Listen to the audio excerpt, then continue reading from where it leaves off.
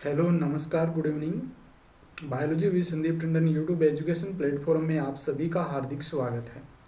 और आज इस वीडियो के अंतर्गत हम तंत्रिका तंत्र से संबंधित महत्वपूर्ण क्वेश्चंस को डिस्कस करेंगे। इससे पहले वाले वीडियो में हमने रक्त परिसंचरण तंत्र से संबंधित इंपॉर्टेंट क्वेश्चन देखे थे, जो कि आपके जितने भी कंपटीशन एग्जाम और साथ में विशेषकर नीट और आरपीसी फर्स्ट ग्रेड बायोलॉजी वालों के लिए बहुत ही महत्वपूर्ण रहने वाले हैं।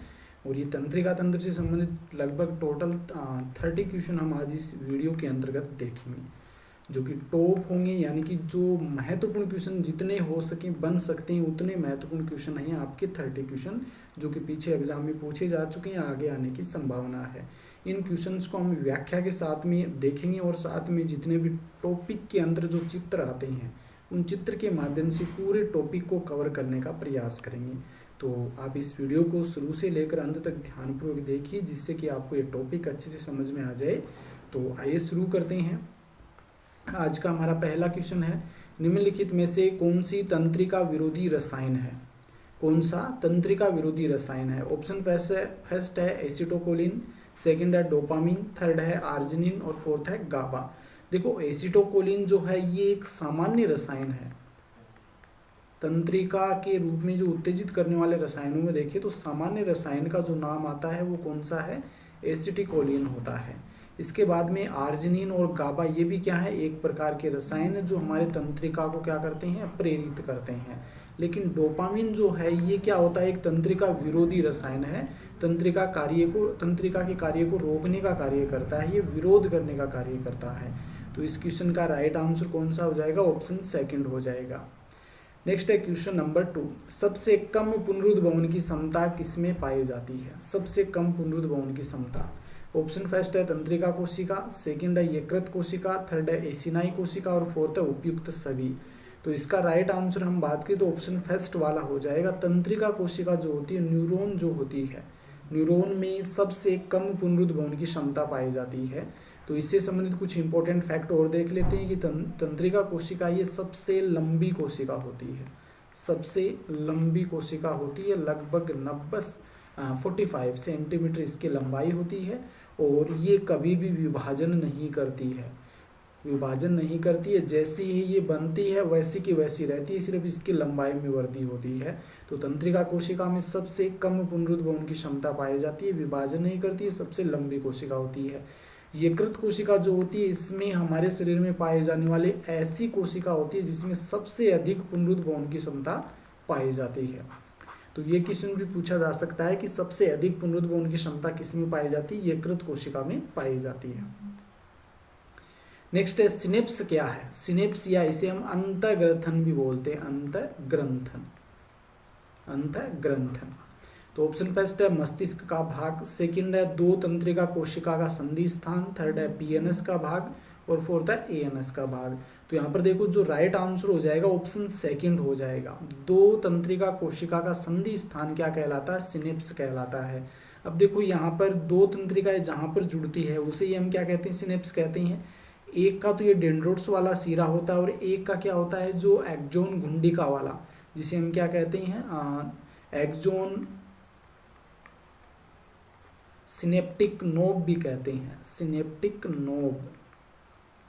नोब भी कहा जाता है। देखो घुंडी जैसी संरचनाएं बनी होती है इसी प्रकार से, और इन घुंडी जैसी जो संरचनाएं होती है, देखो सिनेप्टिक वेसिकल भी कहते हैं इन्हें। इन सिनेप्टिक वेसिकल के अंदर न्यूरोट्रांसमीटर भरा रहता है।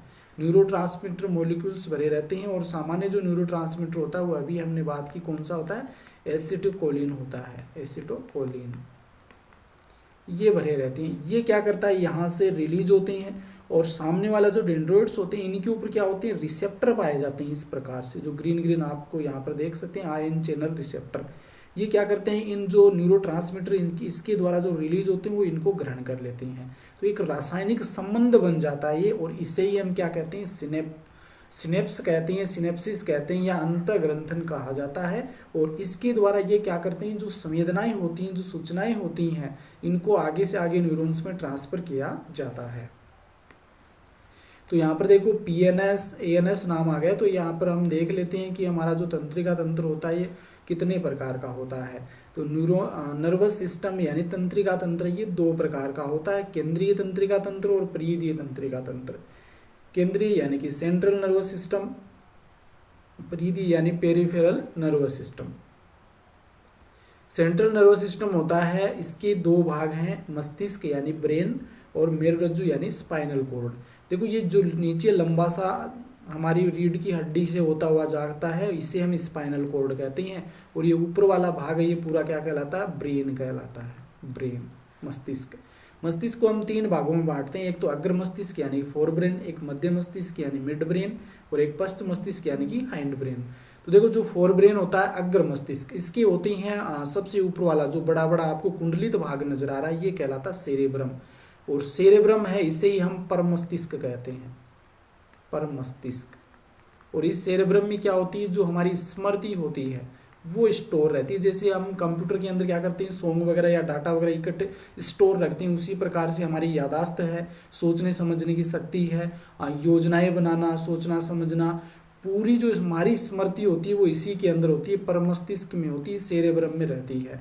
जो भी हम कार्य करते हैं उस कार्य के प्रति जो हमारे दिमाग में विचार आते हैं, जो सोचते हैं हम, वो सभी किस में आते हैं, इस सेरेब्रम में ही आते हैं। किसी को हम तुरंत देख किसी पुराने व्यक्ति को मिलते हैं, यानी कि हमारा जो क्लासमेट होता है, कई 10-12 साल बाद में मिलते हैं तो उसको तुरंत हम पहचान लेते हैं। क्यों पहचान लेते हैं, क्योंकि उसके बारे में जो जानकारी है वो हमारे कहाँ स्टोर है, परम मस्तिष्क में पहले से स्टोर है। इसके बाद में आता है थैलेमस, तो ये वाला भाग कौन सा है, थैलेमस। फिर हाइपोथैलेमस, हाइपोथैलेमस बहुत ही महत्वपूर्ण है, ये एक ग्रंथि के रूप में भी कार्य करता है, जिसे मास्टर ऑफ मास्टर ग्लैंड भी कहते हैं, क्योंकि ये पिट्यूटरी ग्लैंड पर नियंत्रण करता है। पिट्यूटरी ग्लैंड को हम क्या कहते हैं, मास्टर ग्लैंड कहते हैं, और इस पे भी नियंत्रण कौन करता है, हाइपोथैलेमस। इस कारण हाइपोथैलेमस को हम मास्टर ऑफ मास्टर ग्लैंड कहते हैं। अब हाइपोथैलेमस का काम क्या होता है, देखो इसमें आपको ध्यान में रखना है, घृणा, नींद, प्यास, भूख, ताप, प्रेम, इन सभी का नियंत्रण, इमोशंस यानी कि भावनाएं, इन सभी का नियंत्रण कौन करता है, हाइपोथैलेमस करता है। घृणा, नींद, प्यास, भूख, ताप, ताप का नियंत्रण, प्रेम, भावनाएं, और इसके अलावा गुस्सा, इन सभी का नियंत्रण हाइपोथैलेमस करता है। और फिलहाल सामान्य रूप से हम जितने भी बच्चे या जो लड़के देखते हैं उनमें क्या होता है, ये वाला जो हाइपोथैलेमस होता है ये बहुत ही अधिक विकसित होता है, तभी तो क्या करते हैं वो इमोशनली क्या होते हैं, अटैच्ड रहते हैं किसी से, और लगातार उनमें प्रेम भी, आजकल जो बच्चे हैं उनमें हाइपोथैलेमस बहुत ही एक्टिव रहता है, तभी तो उनमें हरदम प्रेम होता ही रहता है। इसके बाद में देखो फोर ब्रेन के बाद में आता है मिड ब्रेन।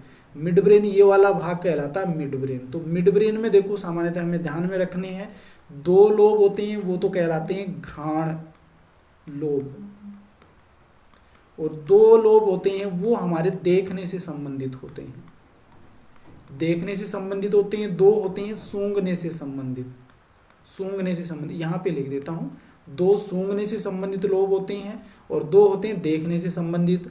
और ये सूंघने और देखने दोनों का कार्य है वो किसके द्वारा किया जाता है, मिड ब्रेन के द्वारा किया जाता है। इसके बाद में आता है हाइंड ब्रेन। तो हाइंड ब्रेन के देखिए पोन्स वाला पार्ट हो गया ये।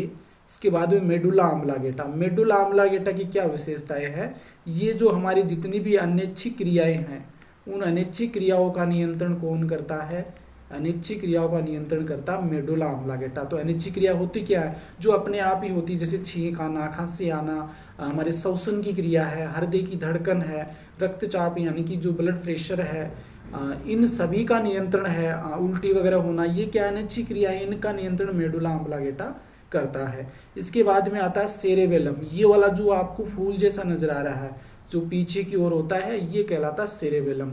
ये क्या करता है, हमारे शरीर का संतुलन बनाए रखता है, शरीर का संतुलन बनाए रखता है।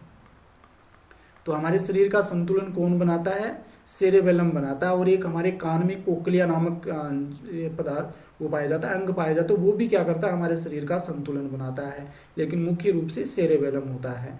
अब देखो सेरेबेलम है ये हमारे मस्तिष्क का सबसे छोटा भाग होता है और सबसे बड़ा भाग होता है परम मस्तिष्क। अब देखो सामान्यतः हम देखते हैं कि बड़े बुजुर्ग हमारे गुद्दी में थप्पड़ लगा देते हैं, तो वो कहते हैं कि गुद्दी में कभी मारना नहीं चाहिए। गुद्दी में क्यों नहीं मारना चाहिए, क्योंकि सेरेबेलम होता है, सेरेबेलम गुद्दी में मारते हैं हमारा संतुलन बिगड़ जाता है। इसी कारण तो हमारे गुद्दी में मारने से हमें बहुत गुस्सा आता है, और गुस्सा आने का कारण यही है क्योंकि गुद्दी में मारते, गुद्दी में क्या होता है, सेरेबेलम होता है, सेरेबेलम पीछे की ओर मारते ही हमारा बैलेंस बिगड़ जाता है और हमें अचानक से गुस्सा आ जाता है। तो इसको हमने सामान्य से समझ लिया है। अब देखो आगे आता है पेरिफेरल नर्वस सिस्टम, परिधीय तंत्रिका तंत्र। ये सेंटर में पाया जाता है, ये बाहर की ओर। ये जो मनुष्य होता है, ये मान लीजिए मनुष्य है, ये जो बाहर वाला जो भाग है, ये बीच में तो हमारा सेंट्रल नर्वस सिस्टम हो गया, ऊपर ब्रेन, नीचे स्पाइनल कोर्ड, और इसके चारों ओर जो फैला रहता है, ये कौन सा हो जाएगा, परिधीय तंत्रिका तंत्र हो जाएगा। देखो इसको हम डिटेल से पढ़ेंगे आगे जब लेक्चर पढ़ेंगे उस समय। स्वायत्त तंत्रिका तंत्र, ऑटोनोमस नर्वस सिस्टम। ऐच्छिक तंत्रिका तंत्र, वॉलेंट्री नर्वस सिस्टम या सोमेटिक नर्वस सिस्टम। जो ऐच्छिक तंत्रिका तंत्र है या सोमेटिक नर्वस सिस्टम है, इसमें दो प्रकार की तंत्रिकाएं देखने को मिलती है। एक तो संवेदी तंत्रिका यानी सेंसरी न्यूरॉन्स, और दूसरी प्रेरक तंत्रिका यानी कि मोटर न्यूरॉन्स। इसको एक एग्जाम्पल के द्वारा हम समझ सकते हैं। मान लीजिए हम रास्ते से जा रहे हैं और हमारे पैर में कांटा चुभ गया। कांटा चुभते ही क्या होता है कि हमारे पैर में बहुत सारी संवेदी तंत्रिकाएं पाई जाती है, वो उस कांटे के दर्द को महसूस करती है, तुरंत उस सूचना को, यानी कि वो कांटा चुभा वो सूचना तुरंत संवेदी कोशिका ग्रहण कर लेती है, और ग्रहण करते ही किसको देती है, इस प्रेरक मोटर न्यूरॉन्स को दे देती है। और मोटर न्यूरॉन्स क्या करती है, इसको लेकर के जाती है हमारे मस्तिष्क में पहुंचाती है मेरुरज्जु के माध्यम से, और वहां पर इसका क्या करते हैं, निर्णय लिया जाता है कि इससे क्या होता है, महसूस होता है, हमें दर्द महसूस होता है, और दर्द महसूस होते ही वहां से सूचना आती है कि इसको यहाँ से जल्दी से हटा लो, और तुरंत हमारा पैर हट जाता है। ये होता है सोमेटिक नर्वस सिस्टम। अब स्वायत्त तंत्रिका तंत्र की बात करें तो अनुकंपी तंत्रिका तंत्र यानी सिंपैथेटिक नर्वस सिस्टम, प्राणोकंपी तंत्रिका तंत्र, पैरासिम्पैथेटिक नर्वस सिस्टम। अनुकंपी क्या करता है, हमारी जितनी भी अंग हैं उनकी क्रियाशीलता को बढ़ाता है, जबकि परानुकंपी कम करता है। तो ये होता है हमारा नर्वस सिस्टम। नेक्स्ट क्वेश्चन है क्वेश्चन नंबर 4, मस्तिष्क का सबसे छोटा भाग कौन सा होता है। तो ये अभी हमने बात की थी। ऑप्शन फर्स्ट है हाइपोथैलेमस, सेकंड है पोन्स, थर्ड है मेडुला ऑब्लांगेटा और फोर्थ है परमस्तिष्क। अब देखो यहाँ पर अगर अनुमस्तिष्क लिखा होता, अनुमस्तिष्क, सेरेबेलम को ही हम क्या कहते हैं, अनुमस्तिष्क कहते हैं। अगर अनुमस्तिष्क लिखा होता तो ये हमारा राइट होता, लेकिन यहाँ पर देखो हाइपोथैलेमस है, तो हाइपोथैलेमस भी हमारे मस्तिष्क का सबसे छोटा भाग होता है, और जो हमारे अग्र मस्तिष्क का भाग होता है, अग्र मस्तिष्क। और इस काम क्या होते हैं, भूख, प्यास, नींद, प्रेम, घृणा, ये सभी को कंट्रोल करने का कार्य हाइपोथैलेमस करता है। जिसमें हाइपोथैलेमस सही रूप से कार्य नहीं कर रहा है तो वो प्रेम में ज़्यादा एक्टिव हो जाता है, नींद ज़्यादा ले लेता है, इसके अलावा किसी से ज़्यादा घृणा कर लेता है, यानी कि इनकी जो दिनचर्या होती है हमारी डगमगा जाती है। तो सही से अगर एक्टिव रहता है तो हमें नींद भी सही लेते हैं, हम प्रेम भी अच्छे से करते हैं, इसके अलावा घृणा है, ये सभी से आराम से कार्य हो सकते हैं हाइपोथैलेमस से अगर सही होगा तो। ऑप्शंस की बात करें पोन्स, तो यहाँ पर आप देख सकते हैं ये होता है पोन्स। मेडुला ऑब्लांगेटा, ये मेडुला ऑब्लांगेटा है जहाँ पर श्वसन से संबंधित, श्वास केंद्र, रक्त परिसंचरण का केंद्र, हृदय नियंत्रण केंद्र, ये पाए जाते हैं हमारे मेडुला ऑब्लांगेटा में। तो हाइपोथैलेमस से ज्यादातर क्वेश्चन ताप से संबंधित पूछा जाता है कि ताप का नियंत्रण कौन करता है, हाइपोथैलेमस करता है। नेक्स्ट है क्वेश्चन नंबर 5, शरीर का संतुलन मस्तिष्क का कौन सा भाग बनाता है। शरीर का संतुलन मस्तिष्क का कौन सा भाग बनाता है, वेरी वेरी इंपॉर्टेंट क्वेश्चन है, छपने वाला क्वेश्चन है। ऑप्शन फर्स्ट है अनुमस्तिष्क, सेकंड है पोन्स, थर्ड है परमस्तिष्क और फोर्थ है मेडुला ऑब्लांगेटा। तो इसका राइट आंसर ऑप्शन फर्स्ट हो जाएगा अनुमस्तिष्क यानी कि सेरेबेलम। ये रहा, ये पीछे देखो फूल जैसा नजर आ रहा है, ये क्या करता है, हमारे जितनी भी ऐच्छिक क्रियाएं जो होती हैं, ऐच्छिक क्रियाएं जो होती हैं, ऐच्छिक क्रियाएं या फिर ऐच्छिक मांसपेशियां, ऐच्छिक मांसपेशियां जो होती हैं उन ऐच्छिक मांसपेशियों पे कंट्रोल कौन करता है, सेरेबेलम करता है, और ये हमारे शरीर का कंट्रोल भी करता है। और सबसे छोटा भाग भी कौन सा होता है, अनुमस्तिष्क होता है। नेक्स्ट है यदि किसी व्यक्ति की दुर्घटना में स्मृति चली जाए, यादाश्त चली जाए, तो मस्तिष्क का कौन सा भाग प्रभावित होता है। तो बहुत ही महत्वपूर्ण क्वेश्चन है, अप्लाइड क्वेश्चन है, और इस प्रकार के क्वेश्चन आजकल पूछे जाते हैं। तो मस्तिष्क का कौन सा भाग प्रभावित होगा अगर दुर्घटना में स्मृति यादाश्त चली जाए। तो यहाँ पर देखो ऑप्शन फर्स्ट है हाइपोथैलेमस, सेकंड है परमस्तिष्क, थर्ड है मेडुला ऑब्लांगेटा और फोर्थ है पोन्स। अगर स्मृति की हम बात कर रहे हैं तो ये कौन सा हो जाएगा, ऑप्शन फर्स्ट हो जाएगा, ये मैंने पहले ही बता दिया है। स्मृति आपकी जो मेमोरी होती है वो किस में होती है, परमस्तिष्क में होती है, सेरेब्रम में होती है। जिस प्रकार से हम कंप्यूटर में डाटा स्टोर करते हैं वो डाटा स्टोर हमारे मस्तिष्क में, हमारे ब्रेन में किस में होते हैं, पर मस्तिष्क वाले भाग में होते हैं। इसमें स्मृति है, याददाश्त है, इसके अलावा सोचने समझने की शक्ति है, भाषा, जो अलग अलग हम भाषा बोलते हैं। जब शुरुआत में जन्म लेते हैं तो हमें कोई भी भाषा नहीं आती है, लेकिन जब धीरे धीरे बड़े होते हैं तो जो सुनते हैं ना वही हम स्टोर कर लेते हैं, किसमें, पर मस्तिष्क में स्टोर कर लेते हैं। तो पर मस्तिष्क इसका राइट आंसर हो जाएगा। ताप का नियंत्रण मस्तिष्क के किस भाग में होता है, ये भी वेरी वेरी इंपॉर्टेंट क्वेश्चन है। ताप का नियंत्रण मस्तिष्क के किस भाग में होता है। ऑप्शन फर्स्ट है पोन्स, सेकंड है मध्य मस्तिष्क, थर्ड है हाइपोथैलेमस और फोर्थ है सेरेबेलम। तो इसका राइट आंसर ऑप्शन थर्ड हो जाएगा। जो हाइपोथैलेमस होता है यही क्या करता है, ताप का नियंत्रण करता है। नेक्स्ट है घ्राण पिंड कहाँ उपस्थित होते हैं, वेरी वेरी इंपॉर्टेंट क्वेश्चन है ये भी। घ्राण पिंड कहाँ उपस्थित होते हैं। अब देखो यहाँ पर एक महिला की तस्वीर दिखाई गई जो कि गुलाब को सूंघ रही है। गुलाब में किस प्रकार की खुशबू आ रही है, वो खुशबू ले रही है। बहुत ही इमोशनल टाइप की लड़की है ये, और बहुत ही मतलब एक्टिव टाइप की है, जो कि यहाँ से सूंघने के बाद जो खुशबू होती है ये यहाँ से होती हुई कहाँ जाती है, हमारे ब्रेन में जाती है। और ब्रेन के कौन से भाग में जाती है, यहाँ पर देखो सेरेबेलम, सेरेब्रम, पोन्स, मेडुला ऑब्लिंगेटा। तो मेडुला ऑब्लिंगेटा ये तो पीछे नीचे रह गए ना, तो ऊपर ऊपर क्या बच गया, सेरेब्रम बच गया। वैसे तो घ्राण पिंड और इसके बाद में जो देखने से संबंधित जो लोब होते हैं ये कहाँ पाए जाते हैं, ये हमारे मध्य मस्तिष्क में होते हैं।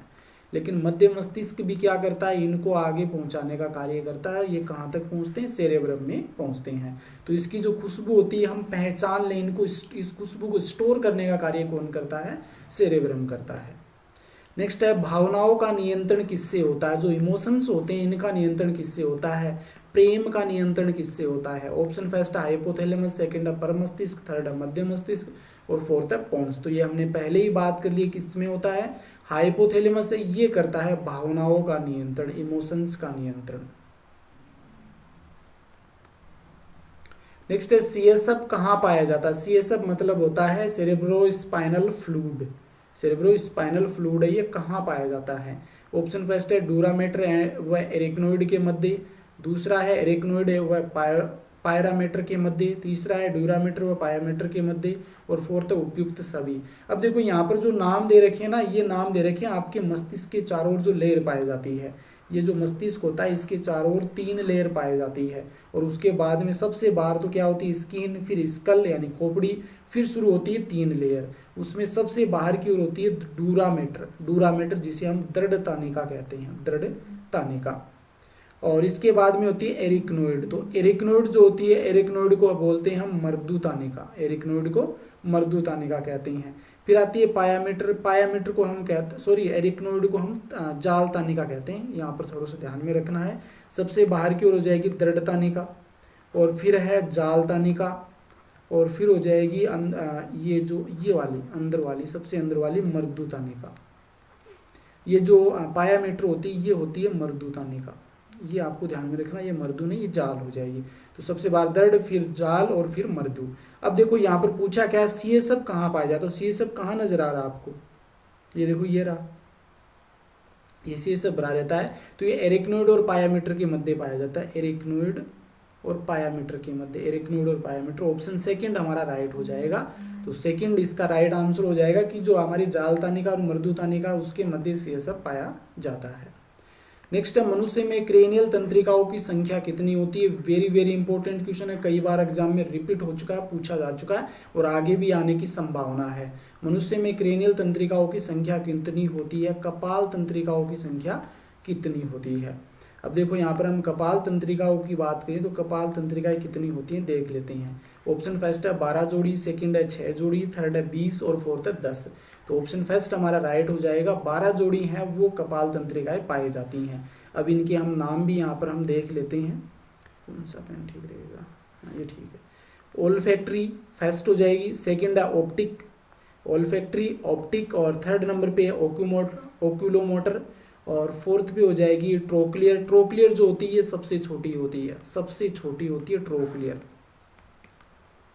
इसके बाद में देखो ट्रोक्लियर के बाद में फिफ्थ नंबर पर आती है ट्राइजेमिनल, और 6 नंबर पर आती है एब्डुसेंस, और इसके बाद में 7 पर फेशियल जो हमारे फेस को जाती है, फिर 7 के बाद में 8 पे वेस्टिबुलोक्लियर, वेस्टिबुलोक्लियर 8 नंबर पर, 9 पे है ग्लोसोफेरिंजियल 9 नंबर पर, और 10 नंबर पे आ जाएगी वेगस। वेगस होती है सबसे बड़ी होती है, सबसे छोटी ट्रोक्लियर और सबसे बड़ी वेगस, सबसे बड़ी। इसके बाद में देखो यहाँ पर ये 10 हो गए, 11 नंबर पे एसेसरी और 12 नंबर पे हाइपोग्लोशल, ये 12 नंबर पे होती है। तो 12 जोड़ी पाई जाती है हमारे मस्तिष्क में, जो कपाल तंत्रिकाएं होती है वो मनुष्य के अंदर। नेक्स्ट है अभिवाही तंत्रिका। अभिवाही तंत्रिका तंतु यानी अफरेंट नर्व फाइबर आवेग को लाते हैं, कहाँ लेकर के आते हैं? ऑप्शन फर्स्ट है प्रभावक के केंद्रीय तंत्रिका तंत्र तक, सेकंड है ग्राही से केंद्रीय तंत्रिका तंत्र तक, थर्ड है केंद्रीय तंत्रिका तंत्र से पेशियों तक, और फोर्थ है केंद्रीय तंत्रिका तंत्र से ग्राही तक। इस क्वेश्चन को करने से पहले आपको ये चित्र अच्छे से समझ में आना चाहिए। अब मान लीजिए मैं वो कांटे वाला एग्जाम्पल ले लेता हूँ, चलो कांटे वाले को छोड़ दो, दूसरा ले लो, तवे का ले लो। तवा है हमारा गैस पे चढ़ा हुआ है, और ये तवा क्या है? गर्म है। हमने हाथ से छुआ, छूते ही वो गर्म महसूस हुआ। ये जो सूचना मिली, ये सूचना किसके पास गई? सेंसरी जो नर्व होती है, सेंसरी नर्व के पास गई। सेंसरी नर्व से ये कहाँ गई? ये अफरेंट के पास गई, अफरेंट नर्व फाइबर्स के पास। ये अफरेंट नर्व फाइबर्स यहाँ से लेकर के जाता है और मेरुरज्जु के पास लेकर के जाता है। मतलब प्रभावक से, प्रभावक के नहीं ग्राही से हो जाएगा, ये ग्रहण करने वाला है। तो ग्राही से केंद्रीय तंत्रिका तक पहुंचाने का कार्य कौन करता है? अफरेंट नर्व फाइबर करता है। अब यहाँ से वापस लेकर के आने का कार्य इफरेंट करता है। तो केंद्रीय तंत्रिका तंत्र से ग्राही तक इफरेंट हो जाएगा। तो इसका राइट आंसर ऑप्शन बी होगा। नेक्स्ट है मनुष्य में मेरु तंत्रिकाओं की संख्या होती है, मेरु तंत्रिकाओं की स्पाइनल कोड, स्पाइनल नर्व की संख्या कितनी होती है? ऑप्शन फर्स्ट है 31 जोड़ियाँ, सेकंड है 52 जोड़ियाँ, थर्ड है 12 और फोर्थ है 36। तो ऑप्शन फर्स्ट हमारा राइट हो जाएगा। 31 जोड़ियाँ जो होती है ये मेरु तंत्रिकाएं पाई जाती है, स्पाइनल नर्व पाई जाती है। अब देखो किस प्रकार से इन्हें हम बांट सकते हैं। गिरवा रीढ़ तंत्रिकाएं तो ये 8 जोड़ी होती हैं, वक्सीय रीढ़ तंत्रिकाएं 12 जोड़ी, कटी रीढ़ तंत्रिकाएं 5 जोड़ी, उत्तरिक रीढ़ तंत्रिकाएं 5 जोड़ी, अनुत्तरिक रीढ़ तंत्रिकाएं 1 जोड़ी, और टोटल कितनी होती हैं? 31 होती हैं। अब यहाँ पर देखो जो हमारा सर्वाइकल है, सर्विकल जो होती है गिरवा जिसे हम कहते हैं, गिरवा जो तंत्रिकाएं होती हैं इनमें कितनी होती है संख्या? 8 जोड़ी होती हैं। इसके बाद में थोरेसिक जो होती है इसमें रिब्स के साथ में जुड़ी हुई तंत्रिकाएं पाई जाती है, ये होती है 12 जोड़ी। और लंबर में कितनी होती है? 5 होती है। और सेक्रल जो कोक्सियल है इसमें भी 5 होती है, और अंत में है इसमें भी, इसमें 1 होती है, सॉरी इसमें 1 होती है। तो 8 12 20 हो गए, 20 10 30 और 1 31 जोड़ी मेरु तंत्रिकाएं पाई जाती हैं।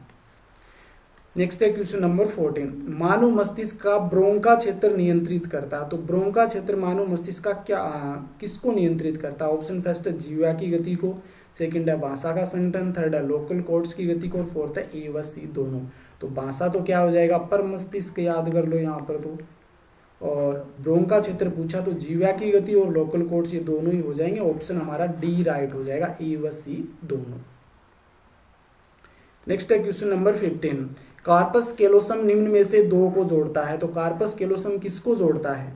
ऑप्शन फर्स्ट है सेरेब्रल हेमिस्फीयर, सेकंड है मस्तिष्क के नीलियों को, थर्ड है सेरेबेलर हेमिस्फीयर, और फोर्थ है ऑप्टिक थैलेमस को।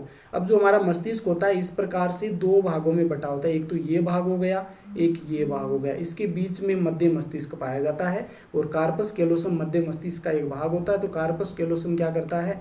ये जो होते हैं दोनों, ये कहलाते हैं सेरेब्रल हेमिस्फीयर। तो दोनों सेरेब्रल हेमिस्फीयर को जोड़ने का कार्य करता है कार्पस कैलोसम। नेक्स्ट है क्वेश्चन नंबर 16। श्वसन और हृदय केंद्र स्थित होते हैं। श्वसन का केंद्र और हृदय केंद्र ये कहाँ स्थित होते हैं? ऑप्शन फर्स्ट है सेरेब्रम में, सेकंड है डायनसिफोलन, थर्ड है कुर्रा सेरिब्राई, और फोर्थ है मेडुला ऑब्लांगेटा। तो ये क्या होती हैं? अनैच्छिक क्रियाएं होती हैं, ये अनैच्छिक क्रियाएं। और मैंने पहले ही बताया जितनी भी अनैच्छिक क्रिया है इनका नियंत्रण कौन करता है? मेडुला ऑब्लांगेटा करता है। तो श्वसन और हृदय केंद्र कहाँ होते हैं? मेडुला ऑब्लांगेटा में होते हैं। नेक्स्ट है क्वेश्चन नंबर 17। निम्न में से कौन एक प्रतिबंधित प्रतिवर्ती क्रिया, प्रतिबंधित प्रतिवर्ती क्रिया का उदाहरण है? ऑप्शन फर्स्ट है पिन चुबाने पर हाथ को हटाना, तो ये तो सामान्य होने वाली क्रिया है।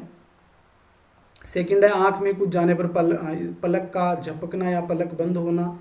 पाचन के दौरान भोजन का आगे पाचन नलिका में आगे बढ़ना। थर्ड है फोर्थ है घंटी बजाने पर एक प्रशिक्षित सीखा हुआ कुत्ते के मुंह से लार आना। तो ये जो प्रशिक्षित कुत्ता होता है ये घंटी के साथ बंधा हुआ है, तो ये हो जाएगी आपकी प्रतिबंधित प्रतिवर्ती क्रिया, जिसको सबसे पहले किसने बताया था? पावलोव ने बताया था। तो घंटी बजाने पर एक प्रशिक्षित कुत्ते के मुंह से लार आना, ये हो जाएगी एक प्रतिबंधित क्रिया का उदाहरण। नेक्स्ट है क्वेश्चन नंबर 18। सूची फर्स्ट को सूची सेकंड से मिलाना है और नीचे दिए गए कोड को सही से उत्तर विकल्प के रूप में चुनना है। फर्स्ट है सेरेब्रम पिट्यूटरी का नियंत्रण, सेरेबेलम दृश्य व श्रवण का नियंत्रण, हाइपोथैलेमस हृदय गति की दर का नियंत्रण, मध्य मस्तिष्क बुद्धिमत्ता का स्थल और शरीर की मुद्रा का नियंत्रण। यहाँ पे एक और कर लो, मेडुला ऑम्ब्लागेटा कर लो, मेडुला ऑम्ब्लागेटा कर लो। तो सेरेब्रम क्या करता है? सेरेब्रम करता है बुद्धिमत्ता का स्थल होता है, सोचने समझने से संबंधित कार्य सेरेब्रम करता है, तो 4 मिल जाएगा इससे। सेरेबेलम शरीर की मुद्रा का नियंत्रण यानी कि संतुलन का कार्य करता है, संतुलन का कार्य करता है, तो 5 नंबर हो जाएगा इसमें। हाइपोथैलेमस पिट्यूटरी का नियंत्रण करता है, 1 नंबर हो जाएगा। मध्य मस्तिष्क का ये क्या करता है? मध्य मस्तिष्क दृश्य यानी कि देखने और सुनने से संबंधित नियंत्रण मध्य मस्तिष्क के द्वारा किया जाता, 2 नंबर हो जाएगा। मेडुला ऑम्ब्लागेटा ये हृदय की गति का नियंत्रण करता, 3 नंबर हो जाएगा। तो यहाँ पर देखो ये तो ऑप्शन में है नहीं इनमें, तो इनमें आप देखो फर्स्ट में 4 नंबर किस किस में है? इसमें नहीं है, इसमें नहीं है, तो 2 तो कट गए। फिर सेरेबेलम इसमें भी है, इसमें भी है। हाइपोथैलेमस में 1, तो 1 इसमें है, मतलब 4 वाला हमारा राइट हो जाएगा।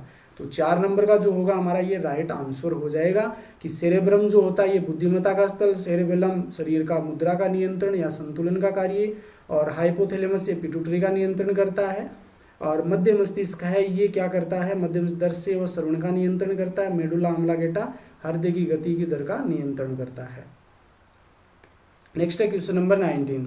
निम्नलिखित में से किस वैज्ञानिक ने प्रतिवर्ती क्रिया के बारे में सबसे पहले बताया था? तो इन ऑप्शंस की बात करें तो ये हमारे रॉन्ग हो जाएंगे। यहाँ पर हम सामान्यतः अभी तक जो हमने देखा उनमें पावलोव ने ही सबसे पहले बताया था, पावलोव ऑप्शंस में नहीं है, तो यहाँ पर हमारा राइट आंसर पावलोव ही होगा। और मैं जैसे ही इसके बारे में कुछ जानकारी और मिलती है तो मैं आपका जो लेक्चर वाला वीडियो आएगा उसमें आपको कंफर्म बता दूंगा। नेक्स्ट है खोपड़ी के आधार पर उपस्थित बड़े आकार का छिद्र क्या कहलाता है? खोपड़ी के आधार पर उपस्थित बड़े आकार का छिद्र क्या कहलाता है? यहाँ पर देखो खोपड़ी देख सकते हैं हम लोग, और यहाँ पर ये छिद्र भी नजर आ रहा है आपको। खोपड़ी के नीचे की ओर एक बड़ा छिद्र पाया जाता है, उसे हम क्या कहते हैं? फोरेमन मैग्नम कहते हैं। देखो ये वाला ऑप्शन थर्ड हमारा राइट हो जाएगा, फोरेमन मैग्नम। न्यूरोट्रांसमीटर की हमने बात कर ली, एसिटोकोलिन होता है जो कि तंत्र को एक्टिव प्रेरित करने का कार्य करता है। कॉर्पस कैलोसम की हमने बात कर ली। कॉर्पोरा क्वाड्रिजेमिना ये मध्य मस्तिष्क में पाया जाता है। तंत्रिकी आवेग संचरण किन आयनों की गति से होता है? तो तंत्रिकी आवेग का संचरण ऑप्शन फर्स्ट है केवल सोडियम आयन, केवल पोटेशियम आयन, सोडियम और पोटेशियम आयन, और फोर्थ उपयुक्त में से कोई नहीं। तो ऑप्शन सी हमारा राइट हो जाएगा। सोडियम और पोटेशियम आयन दोनों की आवश्यकता होती है तंत्रिकी आवेग संचरण के लिए। नेक्स्ट है क्वेश्चन नंबर 22। निम्नलिखित में से सबसे छोटी तंत्रिका कौन सी है? तो ये हमने पहले भी डिस्कस कर लिया। ऑप्शन फर्स्ट है ट्रॉक्लियर, सेकंड है वेगस, थर्ड है बुसेंट, और फोर्थ है उपयुक्त में से कोई नहीं। तो ऑप्शन फर्स्ट हमारा राइट हो जाएगा। जो ट्रॉक्लियर होती है सबसे छोटी तंत्रिका होती है, सबसे छोटी, और जबकि सबसे बड़ी तंत्रिका होती है वेगस। सबसे बड़ी तंत्रिका कौन सी होती है? वेगस होती है। नेक्स्ट है 23। प्राणुकंपी तंत्र अंगों की क्रियाशीलता में किस प्रकार प्रभावित करते हैं? प्राणुकंपी तंत्रिका तंत्र है ये अंगों की क्रियाशीलता को किस प्रकार प्रभावित करते हैं? ऑप्शन फर्स्ट है क्रियाशीलता बढ़ती है, सेकंड है क्रियाशीलता घटती है, और थर्ड है क्रियाशीलता स्थिर रहती है, और फोर्थ है अनिश्चित। तो इसका राइट आंसर ऑप्शन सेकंड हो जाएगा। जो प्राणुकंपी तंत्रिका तंत्र है ये क्रियाशीलता को क्या करता है? घटाता है, जबकि अनुकंपी तंत्रिका तंत्र ये क्रियाशीलता को कम करता है। नेक्स्ट है क्वेश्चन नंबर 24। तंत्रिका कोशिका में सर्वाधिक पाया जाने वाला रासायनिक पदार्थ है। तंत्रिका कोशिका में सबसे अधिक पाया जाने वाला रासायनिक पदार्थ कौन सा है? फर्स्ट है एपिनेफ्रिन, सेकंड है नोरेपिनेफ्रिन, थर्ड है एसिटोकोलिन, और फोर्थ है स्टामिन। तो इसका राइट आंसर ऑप्शन थर्ड हो जाएगा। एसिटोकोलिन होता है ये तंत्रिका कोशिका में सर्वाधिक मात्रा में पाया जाता है। एपिनेफ्रिन और नोर एपिनेफ्रिन ये हमारी एड्रिनल ग्रंथि से सीक्रेट होते हैं, एड्रिनल ग्रंथि से, और इन्हें हम आपातकालीन हार्मोन भी कहते हैं, आपातकालीन हार्मोन कहते हैं, इमरजेंसी हार्मोन। नेक्स्ट है तंत्रिका कोशिका में वसा की परत पाई जाती है तो वो क्या कहलाती है? ऑप्शन फर्स्ट है रेनवियर के नोड, सेकंड है डेंड्रोन, थर्ड है एक्सोन और फोर्थ है माइलिन शीट। तो यहाँ पर एक बार इसकी संरचना को समझ लो। देखो सबसे आगे वाला जो मोटे वाला भाग है ये कहलाता सेल बॉडी या जिसे हम सोमा कहते हैं। इसमें एक केंद्र पाया जाता है जिसे न्यूक्लियस कहा जाता है। इसमें छोटे छोटे कण पाए जाते हैं जिसे निसिल्स कण कहा जाता है, और फिर इससे धागेनुमा ऐसे कुछ संरचनाएं निकली रहती है, ये डेंड्रॉइड्स कहलाती, द्रुमिकाएं कहलाती है। और एक लंबा तंतुनुमा संरचना निकली रहती है जिसे एक्सोन कहते हैं, तंत्रिकाक्ष कहा जाता है, तंत्रिकाक्ष। और ये तंत्रिकाक्ष आगे जाकर के कुछ बटन लाइक संरचना बना लेता है इस प्रकार से, जिसे एक्सोन टर्मिनल कहते हैं। अब देखो जो एक्सोन वाला पार्ट है इसके ऊपर जगह जगह पर इसके ऊपर सित पाई जाती है, वसा की कवरिंग पाई जाती है। इस वसा की कवरिंग को हम माइलिन शीथ कहते हैं। और कुछ ऐसे स्थान होते हैं जहाँ पर ये वसा की शीथ नहीं पाई जाती, उन स्थान को हम कहते हैं रेनवियर के नोड। और पूछा क्या तंत्रिका कोशिका में वसा की परत पाई जाती है उसे क्या कहते हैं? तो उसे माइलिन शीथ कहते हैं। ऑप्शन डी हमारा राइट हो जाएगा। एक्सोन हो गया, डेंड्राइन हो गया, रेनवियर के नोड आपके हो गए। नेक्स्ट है क्वेश्चन नंबर 26। मानव शरीर में ऐच्छिक मांसपेशियों का नियमन कौन करता है? ऐच्छिक मांसपेशियों का नियमन। ऑप्शन फर्स्ट है अनुमस्तिष्क, सेकंड है मेडुला ऑब्लांगेटा, थर्ड है पोन्स और फोर्थ है हाइपोथैलेमस। तो इसका राइट आंसर ऑप्शन फर्स्ट हो जाएगा। अनुमस्तिष्क है ये क्या करता है? हमारी ऐच्छिक मांसपेशियों का नियंत्रण करता है, शरीर का संतुलन बनाए रखने का कार्य करता है सेरेबेलम। मेडुला ऑब्लांगेटा ये हमारी अनैच्छिक मांसपेशियों का नियंत्रण है, मेडुला ऑब्लांगेटा करता है। नेक्स्ट है 27। निम्नलिखित में से कौन से रोग में व्यक्ति की याददाश्त खोने लगती है? तो कौन सा रोग है जिसमें व्यक्ति की याददाश्त खोने लगती है? तो ऑप्शन फर्स्ट है मेनिंजाइटिस, सेकंड है अल्जाइमर, थर्ड है पार्किंसनिज्म और फोर्थ है उपयुक्त में से कोई नहीं। तो ऑप्शन सेकंड हमारा राइट हो जाएगा। अल्जाइमर में व्यक्ति की याददाश्त वो खोने लगती है, जबकि मेनिंजाइटिस होता है ये मस्तिष्क की झिल्लियों से संबंधित रोग होता है। नेक्स्ट है क्वेश्चन नंबर 28। मस्तिष्क का सबसे बड़ा भाग कौन सा होता है? सबसे बड़ा भाग ये हमने पहले ही बात कर ली है। पर मस्तिष्क जो होता है, सेरेब्रम जो होता है, ये मस्तिष्क का सबसे बड़ा भाग होता है, जबकि सबसे छोटा होता है अनुमस्तिष्क। अगर अनुमस्तिष्क ऑप्शन में ना हो तो फिर हाइपोथैलेमस हो जाएगा। नेक्स्ट है क्वेश्चन नंबर 30। आज का हमारा अंतिम क्वेश्चन है। निम्नलिखित में से कौन सा केंद्र मस्तिष्क में श्वास लेने की क्रिया का नियमन करता है? श्वसन की क्रिया का नियमन करता है, कौन सा केंद्र है? ऑप्शन फर्स्ट है कूरा सेरिब्राई, सेकंड है ब्रोंकस क्षेत्र, थर्ड है न्यूमोटॉक्सिक केंद्र और फोर्थ है उपयुक्त में से कोई नहीं। तो इसका राइट आंसर ऑप्शन सी हो जाएगा। न्यूमोटॉक्सिक केंद्र होता है ये श्वसन की क्रिया का नियंत्रण करता है और ये मेडुला ऑब्लांगेटा में पाया जाता है। तो इस प्रकार से जो टॉप बायोलॉजी के नर्वस सिस्टम से संबंधित 30 क्वेश्चन है वो हमने आज इस वीडियो के अंदर डिस्कस किए हैं, और साथ में हमने टॉपिक भी डिस्कस किया है, और जो ऑप्शंस थे उन ऑप्शंस को भी हमने डिस्कस किया। इस प्रकार से आपके 100 से 150 क्वेश्चन कवर हो जाते हैं। वीडियो अच्छा लगा है तो लाइक कीजिए, वीडियो को अधिक से अधिक शेयर कीजिए, चैनल को सब्सक्राइब कर लीजिए। आज लाइव होने वाली थी क्लास, फिर किसी कारणवश नहीं हो पाई, लेकिन डेली 8:30 बजे हमारी लाइव क्लास होती है। तो आप अगर नहीं जुड़े हैं तो डेली 8:30 बजे आप तैयार रहिए लाइव क्लास के लिए। डेली हम एक इम्पोर्टेंट टॉपिक लेकर के आने वाले हैं। धन्यवाद। और इसकी जो PDF आप चाहते हैं तो PDF के लिए आप मेरा टेलीग्राम चैनल ज्वाइन कर सकते हैं, संदीप टंडन। वहाँ पर आपको करंट अफेयर्स और अन्य जो भी नोट्स आपको करवाए जाते हैं वो सभी नोट्स वहाँ पर उपलब्ध रहते हैं। धन्यवाद।